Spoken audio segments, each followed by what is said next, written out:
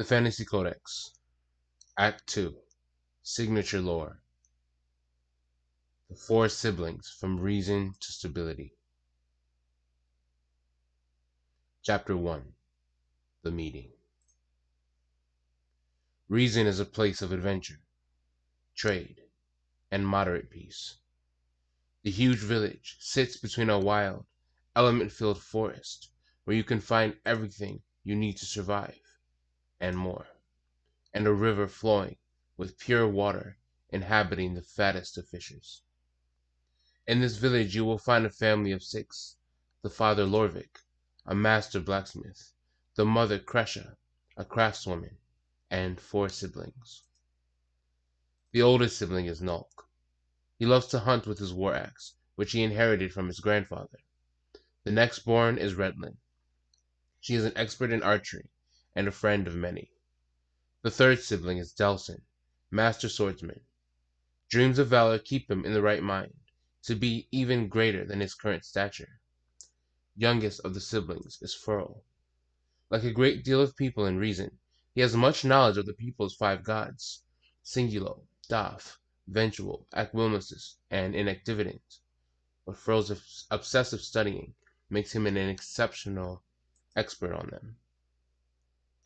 Our story began on a regularly eventful day. Nulk and Redlin were out hunting in the forest. Delsin was practicing his skills in melee with some of Rheesin's other swordsmen, and young Firl was still asleep, although the sun was fairly high in the sky. While Kresha was in the kitchen preparing to cook whatever her children brought home, and Lorvik was in the back room proudly hanging newly made swords, 3 men in light gray robes approached the family's house and knocked on their front door. Lorvik was the first to reach the door, Kresha standing a few steps behind him. He opened it and was instantly worried by the men because he hadn't seen them before or the type of clothing they had on. "What can I help you with?" "We hold good news, sir, along with bad news." "May we come in?" "All right." Lorvik hesitantly stood aside and allowed the 3 men to sit in the front room. "What drink can we get for you, sirs?" "Ale, please, Lady Kresha." She found it strange they knew her name, but went to the kitchen for the ale anyway. "This is a beautiful home, Lorvik," noticed one of the men. "My thanks. It is a family home, built a century ago, 2 ages from now." Kresha returns with the drinks. "Will you be telling us why you have come?" "Of course. My name is Wersh. This is Kel and Troy. We have come to inform you of an opportunity." "Opportunity?" "Yes, I'm not sure how to give you this news. Would you like to hear the good or the bad first?" Lorvik looked to his wife, who wore an indifferent yet puzzled expression. He looked at the men once again. "The good." "Okay, Lorvik, I'm privileged to tell you that you've been selected to relocate your family to a newly created grand house. It is not a Rheesin, but an epic town named Stabiliti. A dozen rooms, private lands, and other hard-working families from towns close to Rheesin have been selected to reside in Stabiliti, just as you have. The man governing Stabiliti is named Mordeniculus. While designing this new town, he had it in his mind to build a heaven on land. I'm sorry to disappoint, but we have no wish to relocate. This family cannot live in a better house, in a better community, upon a better part of the world. This is already heaven on land for us. Why would we want to leave?" The man put his mug of ale down, which brings us to the bad news. The man stared at Lorvik with serious eyes. Rheesin is about to be destroyed. "What? Why would you say such a thing?" exclaimed startled Kresha. "Because it is true. There is an invading army coming to wipe out the entire land. Mordeniculus and other leaders will be able to defeat them easily, but not before they pass this village. We cannot evacuate Rheesin entirely, but we would like to save this family." "You tell lies. We aren't going any—" "Father, what's going on?" They all looked to the stairs to see Firl. "Ah, young Firl, well met. But if you would please go back upstairs until we've left, my son can join us. He should know what you have said to us." Firl sat next to his father. "I heard most of it. Rheesin will be attacked and they want us to leave." "Exactly so.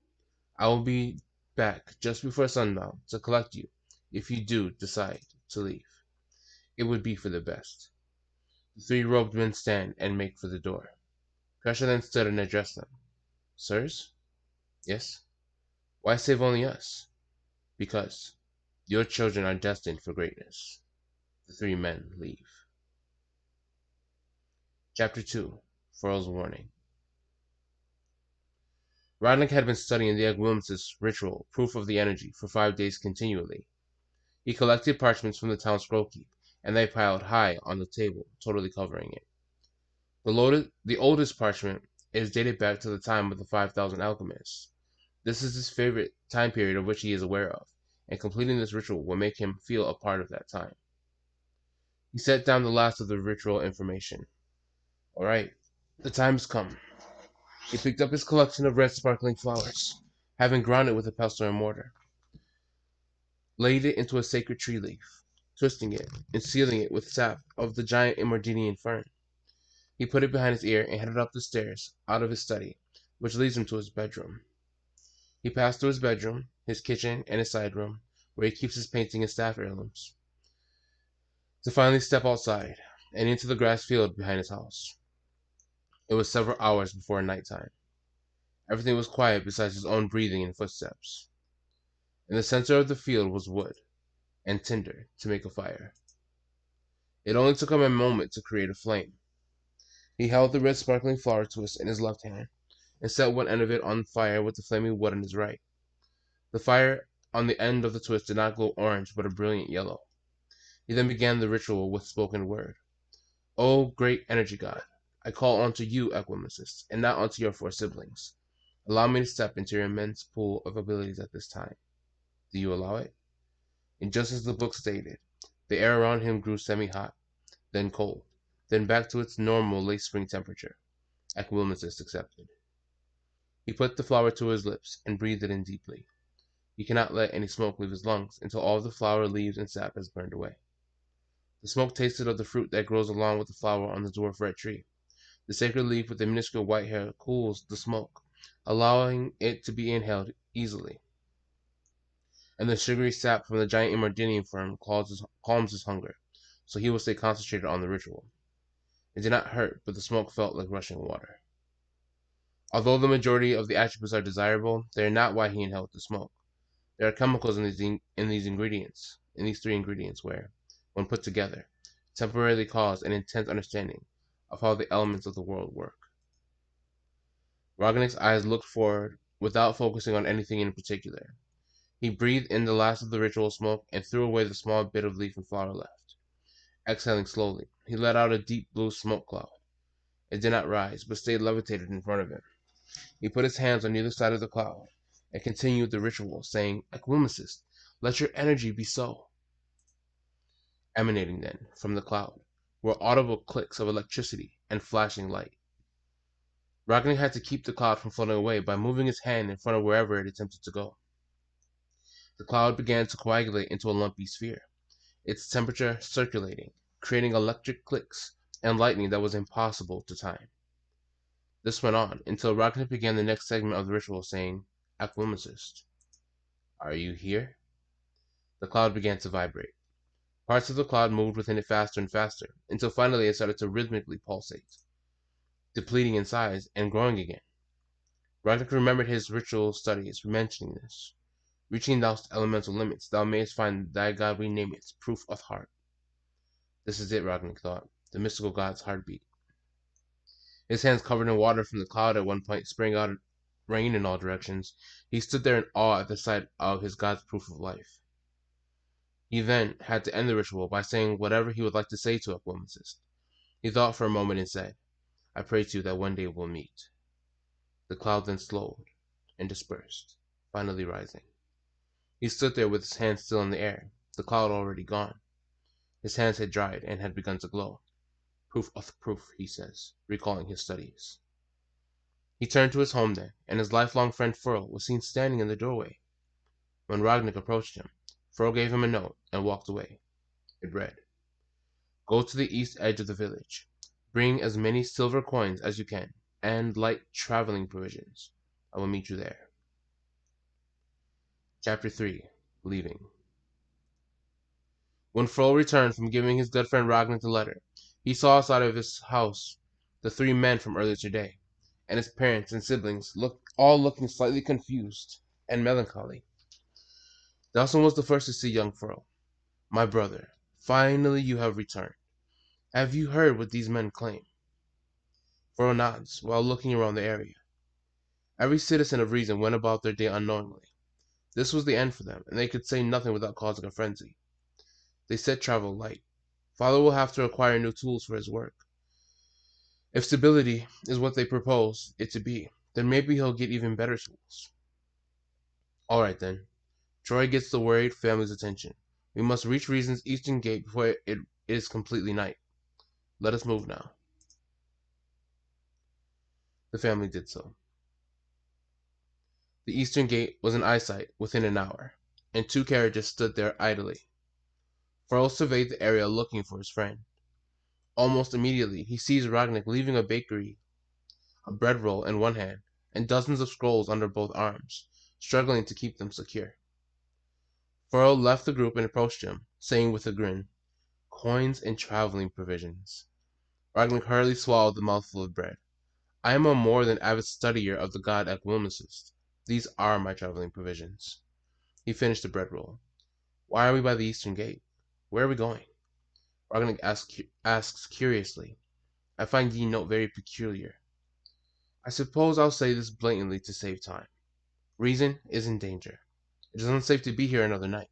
My family and I are leaving, and I couldn't let you get killed." "Right. Well, I'm gonna go home and go over Act2's chants. See you. Listen. 3 men came to my house and told my parents that barbarians will destroy Rheesin. Please, just believe me." Ragnik sighs. "Okay, I'll believe you for now and accompany you." He starts heading towards Firl's family. "Wait, you cannot travel with us. It is only supposed to be my family leaving, no one else." "Then why am I standing here carrying scrolls?" "Let me think. Okay, I've got it. You know the grass plains with all of the oak trees?" "Yes. We used to stage war battles there when we were younger." "Right. Go there and wait for me to gather information on exactly where we are going. I can also make a note of where the carriages ride and ask some questions. And if your questions come unanswered, then I will follow the roads back and collect ye." Firl looks to his family. He sees them entering the 2 carriages. "I must go now. Remember, grass plains with oak trees. If I don't come back within 2 days, then, well, you're on ye own, but at least you'll be alive." Firl then ran to the carriages and climbed in. Firl waited until Rheesin was out of sight of the 2 carriages, to ask the gray-robed man in the front area of his carriage the route to Stabiliti. "We will take this road east, until we arrive at a crossroad that will take us southeast into Mordeniculus' army post. Once there, you will be given food and rest, and the morning after the next, you will be put onto another carriage that will take you to Stabiliti. Clear enough for ye?" "Aye," replied Firl. Getting back to Ragnik would be a long walk for Firl from the outpost, but he doesn't have a choice. Maybe if he rode on horseback. "Are you well, Firl?" asked his sister Redlin. Delson was asleep next to them. Their parents and eldest brother were on the other carriage. "You seem to be extremely deep in thought. Would you like to discuss what has been going on?" Firl had to make a decision quickly, to either tell Redlin of his plan to leave and maybe have her help him, or to keep quiet and lessen the chance of being stopped. He prayed to inactivity for a calmer heartbeat. He looked to the man staring in the carriage and lowered his voice so only Redlin could hear. "I must save Ragnik." "Yill's brother Ragnik?" Redlin sighed. "It is too late, Firl. Rheesin is probably already being attacked." "No, I saved him. He is waiting for me on the grass plains with oak trees." "Are ye without sanity? That is really dangerous."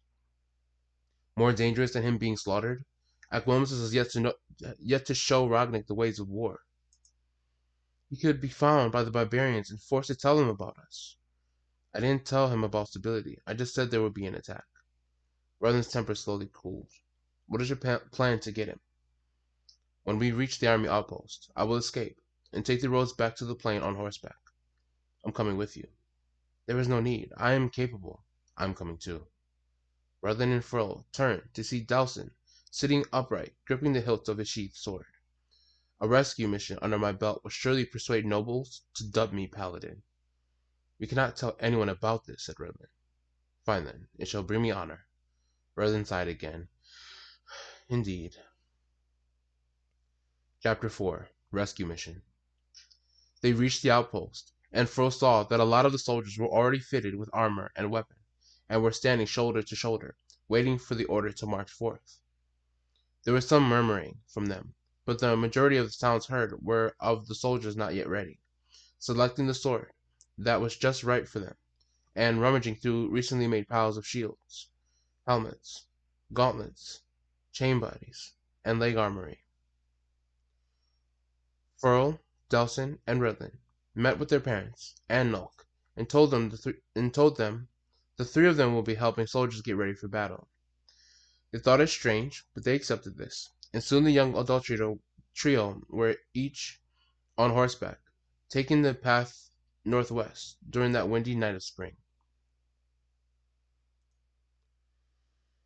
The road that led directly west did not take long to traverse, being that halfway to Rheesin, the siblings veered right through a semi-hidden opening of trees, leading to a trail of rocks and soil.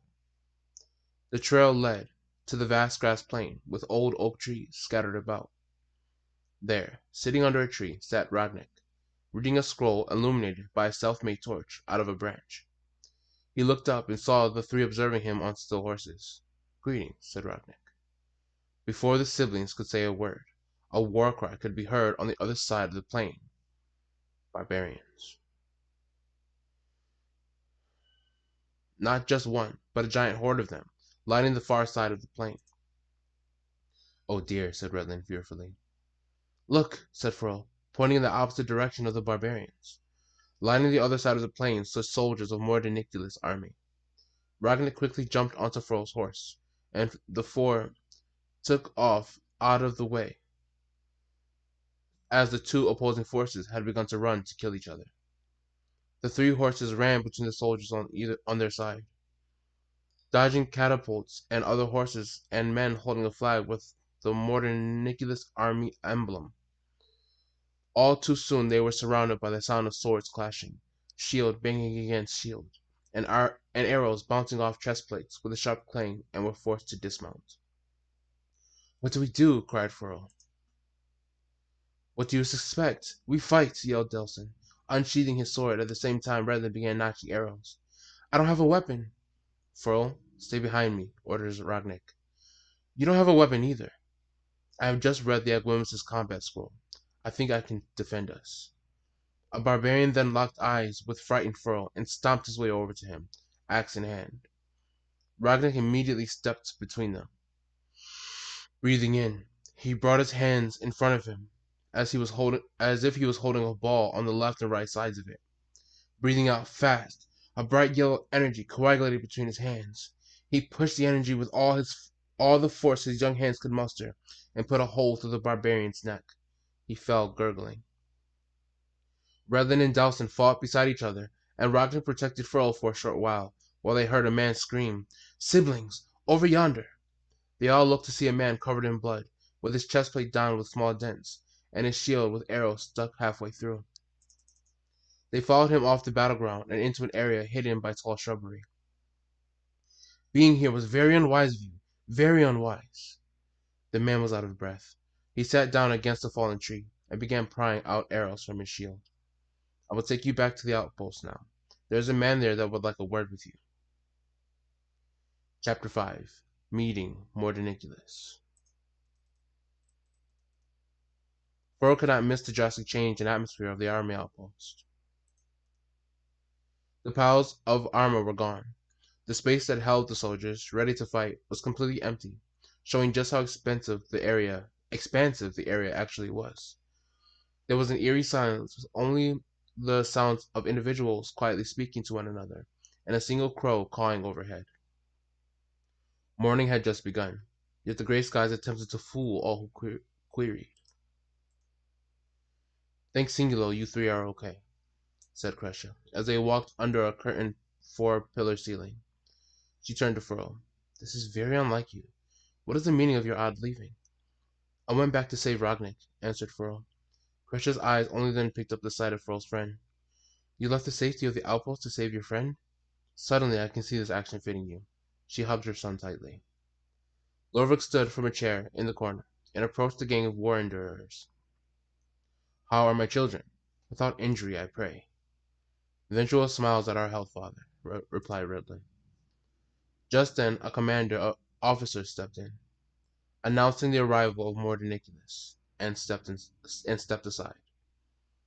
Mordeniculus was a tall man, with light brown skin, short cropped hair, and a full beard thrice as long. He wore deep black robes with purple trim around the end of the wide sleeves, abdominal area, and around the ankles. The trim had on it a design stitched in finely by hand, done by a royal tailor. The stitching was light blue. Greetings to you all. I am Mordeniculus, High Commander of this army and ruler and constructor of stability. I wish to speak to the ones that were on the battlefield today.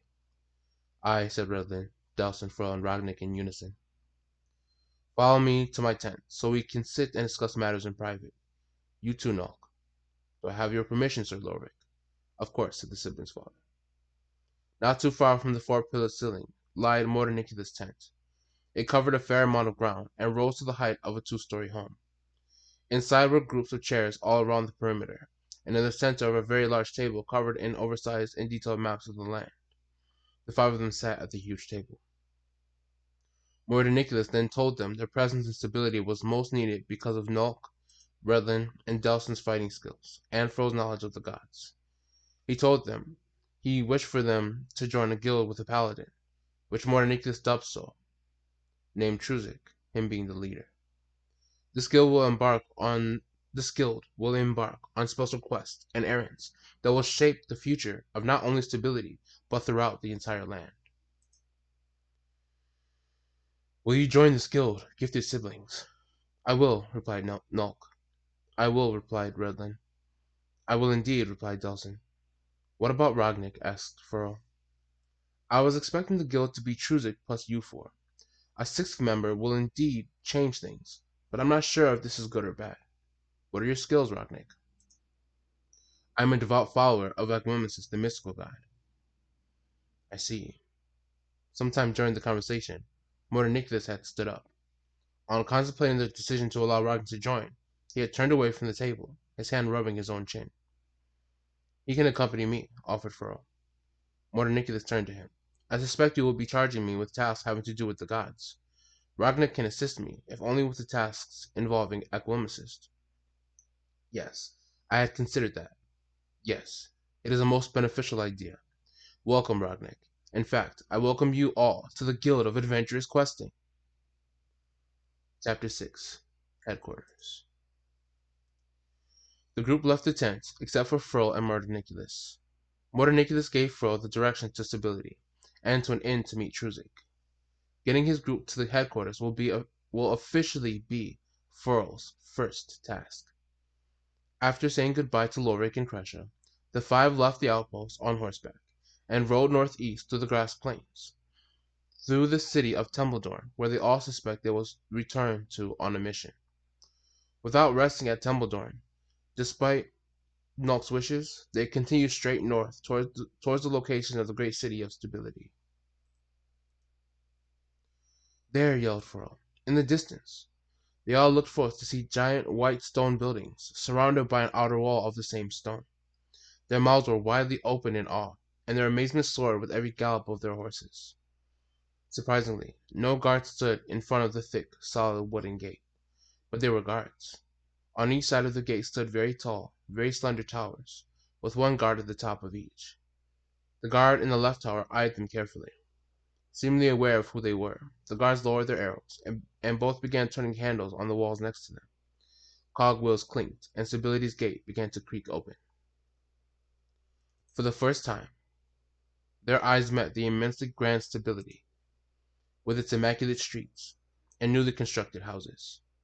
Barkeeps swept dirt off of the steps leading into the richly decorated lounges. Librarians opened the windows and doors to let fresh air into the knowledge-making scroll keep. Five civilians walked slowly to their destination, speaking low and determined to have a collected understanding. Maybe it was because they had just witnessed bloodshed, but Firl observed the place to be the most peaceful place in existence. Peace everlasting. Where to first? Wondered Rognick, not taking his eyes off the city's beauty. The inn, there. Firl pointed. 4 points to the inn, 3 buildings down on the left. Truzik awaits us there. They entered the inn, and did not see Truzik initially. Groups of people were scattered all about the room, but no one sat alone. After a short wait, a man stood up from a crowded table, said his goodbyes to them all, and approached them. Hello to you all. Is this the guild Mordeniculus promised me? Firl was first to answer. Indeed. My name is Firl. This is my oldest brother Nulk, my sister Redlin, my second brother Delsin, and my friend Rognick. Mordeniculus did not mention Rognick. He allowed my friend to assist me in the quest relating to the 5 gods. I will speak to him of this. But for now, welcome to the guild, one and all.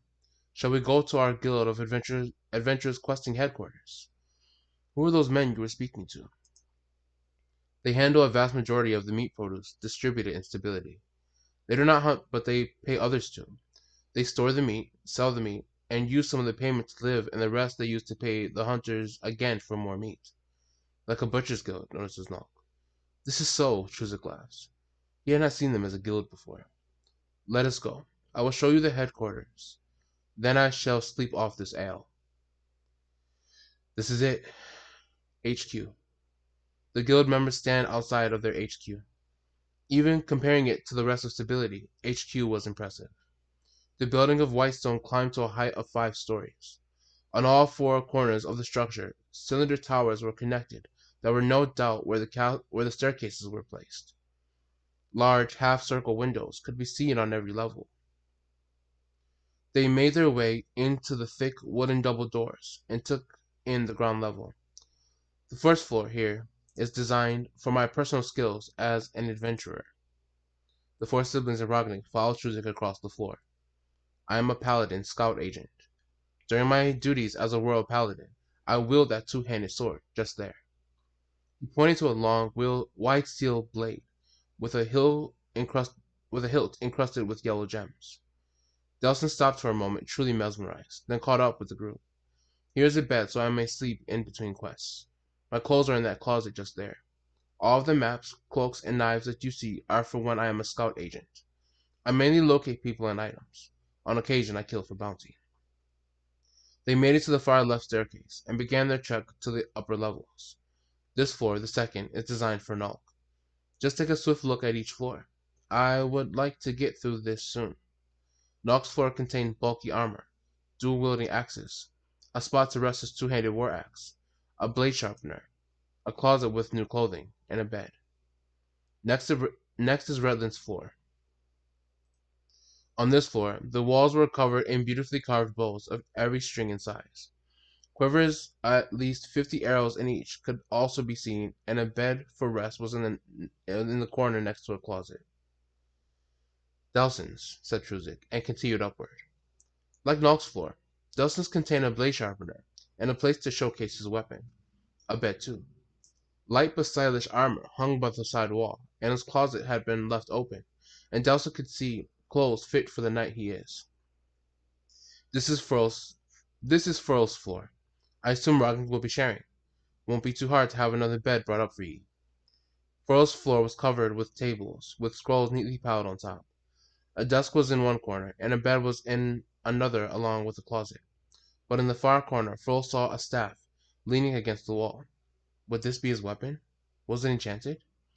And this, my fellow guild members, is the last floor, the high roof. It is the tallest of all of the other buildings in Stabiliti. You can see everything here. This was said with hardly any exaggeration. All 6 of the guild of adventurers questing stood there, taking in all of the grand city. The wind smelled of the neighbors' kitchens, while at the same time cooling them. Their eyes picked up the last few traces of sunlight as the sun flew low in the sky, partly covered by rain clouds. Birds sang of their day, and they all felt their feet cry for a bed. Stability is everything Wersh, Kel, and Troy said Mordeniculus created, stated Delsin. Heaven on land. Indeed, said Truzik. Now let us all rest. Chapter 7. First Mission. The 4 siblings and Rognick awoke with the assumption that they would spend the day making their new home accommodating. They all individually put on regular yet stylish attire, found in each of their wardrobes. Nock found a dark forest green tunic and brown leather pants, with a black belt and gold buckle. Brennan found a strapless blue dress, flowing and reaching down to her ankles. Delson found a royal red tunic and black pants, with an all-gold chain belt. Ragnick found an all-white robe and hood, set with optional light gray cape and belt. He puts them on as a statement of importance. Firl found an all-white robe and hood set with an optional cape of deep blue, and a belt with latching for vials and a pouch for his desired items to obtain, which was the same color. He put the cape and belt on proudly. They all met in the main lounge and excitedly appreciated each other's clothing, examining the astounding likeness to the wearers. Chuzik was yet to be seen. They gathered on the floor of the lounge, on big woven pillows, and drank sweet bubbling concoctions found in the kitchen. It was a merry time. After a long while, Chuzik entered in at the front door and greeted his guild members. Hello, team, fellowship, guild, group, brotherhood. I presume you all slept well, and I am glad. I think it is best to say at this early chance that we have a mission that will start today and no later. Yes, we have our first mission. The siblings in Ragnick all had individual expressions shown on their face, representing their personality appropriately. Delson was first to respond. I am exceedingly grateful for this, and I am confident we will all share this eventually, if not in the present. Greatness. Chuzik pulled a small scroll out of the pouch on his belt and immediately began to read, seemingly already knowing the message inscribed. Stabiliti scouts have spotted a small group of people wandering the outskirts of the land.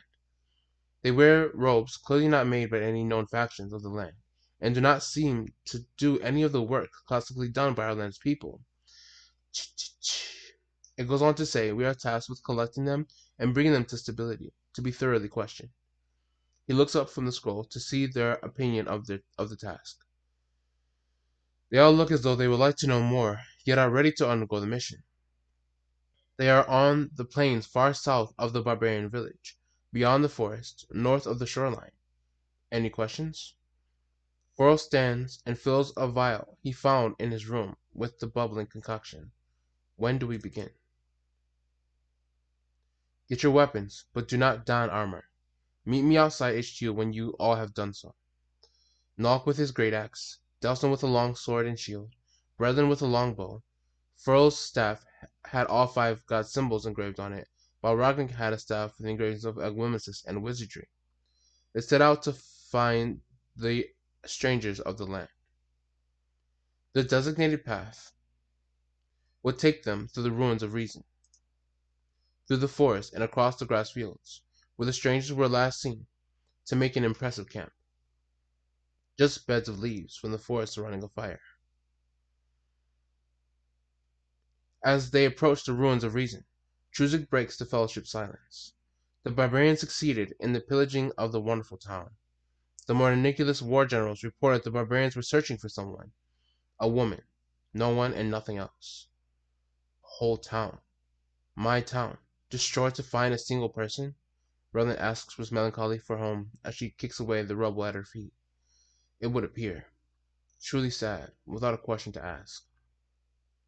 They make their way through their lost town, all siblings wearing tears on their cheeks, and reach the forest where Nock's head raises in pride. I know these forests well, I do. My home away from home, or at least it used to be. He stops walking, and the rest stop in solidarity. He turns in the direction of his home and drops to his knees. Gah!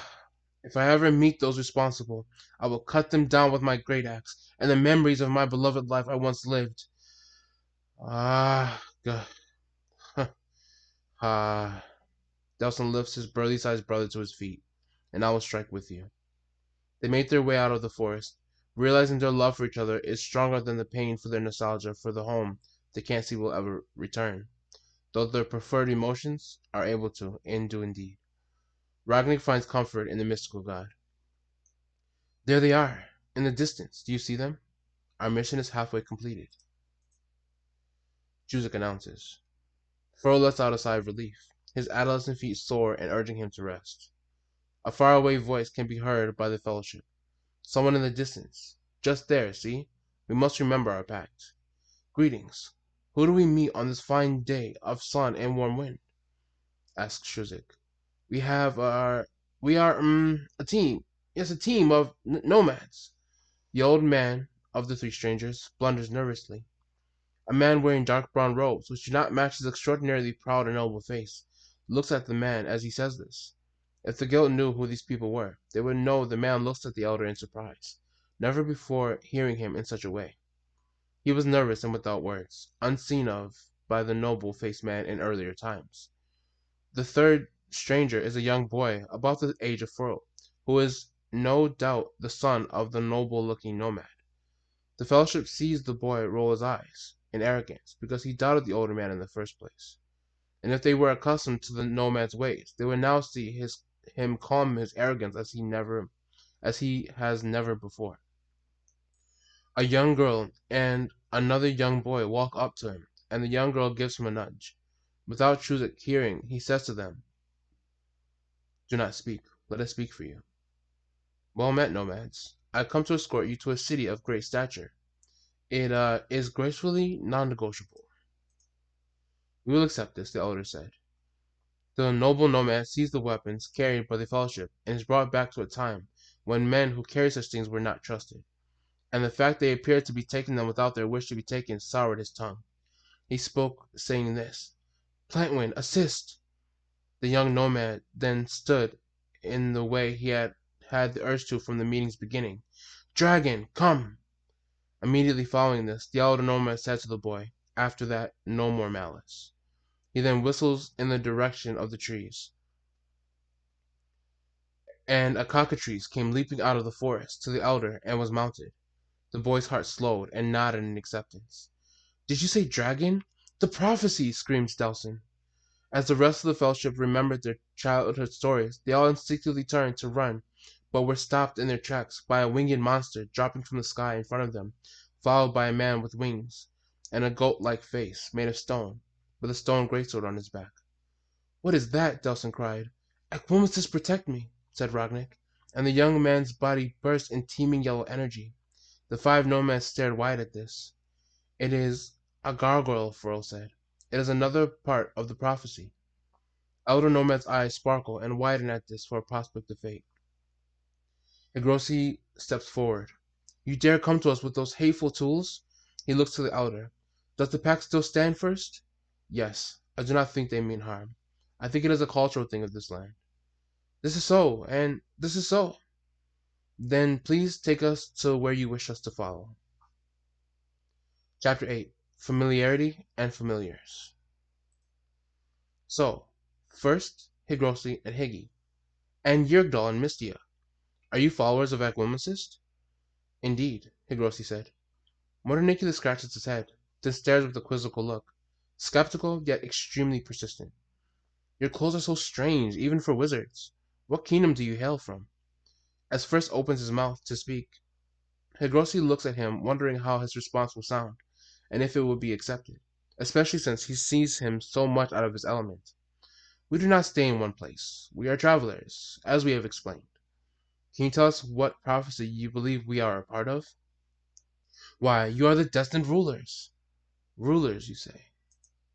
Yes. Are you prepared for such a thing?"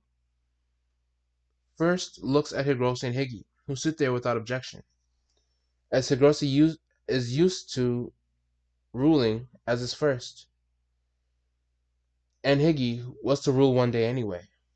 "We are." "I shall give you part of Stabiliti to rule over.